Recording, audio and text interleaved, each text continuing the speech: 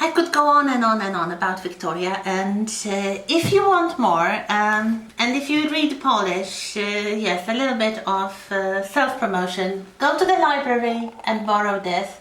This is my habilitacja. This is my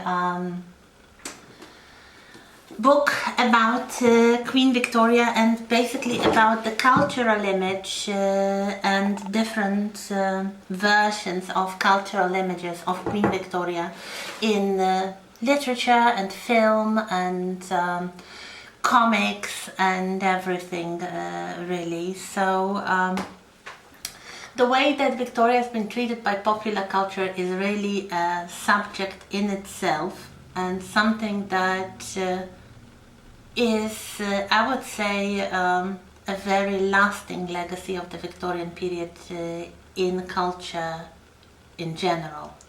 So before our live meeting, I would like you to explore this subject a little bit more, and perhaps to find some film, a feature film, not a documentary, related to Queen Victoria, and see how she is presented in this film. The first films about Victoria are really there before even there is sound cinema, but then there are all kinds of representations, from very positive.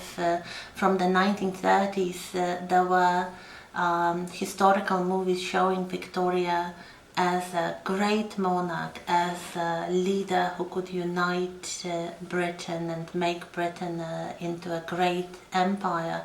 Of course, in the 30s, the international situation was quite tense, and the Second World War, of course, was coming. So Victoria was treated as a kind of patriotic icon. Then her perception in popular culture was sometimes very different. She could be seen as a good wife, as a loving wife. She could be seen as a grieving widow. She could be seen as a villain. She could really be seen as a villain, either as a kind of menacing, nasty old woman, like the stereotype. You probably remember the stereotype of Victoria saying, "We are not amused." So this was like the only thing about Victoria that the culture worked on. Although probably she never really said it. And if she did, this was not meant to be like the most important and representative utterance in her entire life, as it was made to look in, let's say, around early in the second half of the 20th century. So we have this kind of outdated, prudish, nasty woman, or we have a very hysterical, overly dramatic woman, so a kind of harpy, or basically an incompetent woman, who is either too old or too stupid or too ugly, or there are all kinds of criticisms made towards Victoria. It really starts to change around the turn of the 21st century, and we have some interesting positive representations of Queen Victoria, which then were something new. Now it's become quite commonplace that nobody criticizes Queen Victoria, but it wasn't always so. So if you're looking for inspiration, what to watch, perhaps some of the films with Judi Dench. She played Victoria twice already, referring to her later life, to the widowhood years, and the two important friendships. One with John Brown. In 1997 she played in the film called Her Majesty Mrs. Brown, or Mrs. Brown. And I think 2 years ago, when was it, recently, she played Victoria again, Judi Dench, she played Victoria again in the film Victoria and Abdul, based partially, it's not entirely the way it happened, but relatively close, about the friendship of Victoria and Abdul Karim.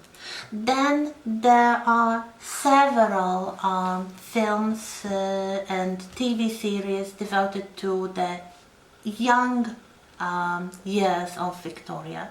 There was a mini-series called Victoria and Albert in 2001. Then in 2009 there was the feature film with Emily Blunt titled The Young Victoria, about the first years of Victoria's reign. Basically starts with her as a teenager, acceding to the throne, having all the problems with the mother, meeting Prince Albert, finding this kind of relationship and happiness with Prince Albert. And then there is of course this ongoing ITV series.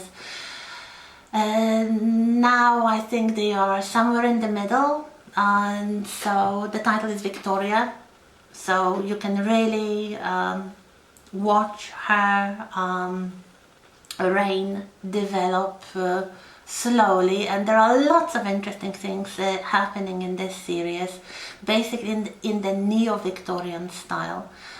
If you're not very familiar, try to learn a little bit more about what neo-Victorian style is, and we talk about it when we have a live class. If you want, let's say, the criticism of Victoria, you can find more of that, but recently, in 2012, there was this animated movie called Pirates, in which Victoria was a villain. She was a villain fighting pirates, although pirates are really the 18th century thing, and Victoria is a 19th century monarch, but whatever, she fought pirates in this quite interesting and amusing movie. And I don't really remember any recent films criticizing Victoria, but there were two interesting books which take a different approach. And in one, Victoria is a villain. She is actually a vampire. The title is Anno Dracula by Kim Newman. It's from the 90s. And it's a kind of gothic fantasy in which after the death of Prince Albert, Victoria marries Prince Dracula and becomes a vampire. And vampires rule England, and they basically introduce this kind of reign of terror, the reign of blood, with Dracula as the prince consort. Another one from 2009, in which Victoria is also set in this kind of gothic fantasy, but this time not really as a villain but as a heroine, is Queen Victoria Demon Hunter. This time she's like Buffy the Vampire Slayer. She is the defender of humanity against the undead. So, yep. Some interesting cartoons, some interesting animated movies like Van Helsing or The Black Battler. If you're into manga, I'm not that much, but I watched this one for Queen Victoria, and she is incredible there. She is again involved in this kind of dark fantasy with the forces of good and evil, and yeah. And she's rejuvenated. It's one of the things that happened to her.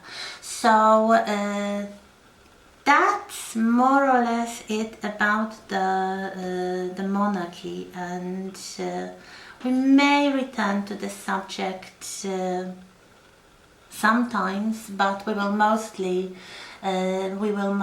deal with the middle classes and the working classes and the Victorian life, mostly based on Sally Mitchell's book. So that's it. I strongly encourage you to find any film representation of Victoria and to compare it perhaps with her real biography, and to see how her biography was reworked mostly for political reasons later on. Thank you.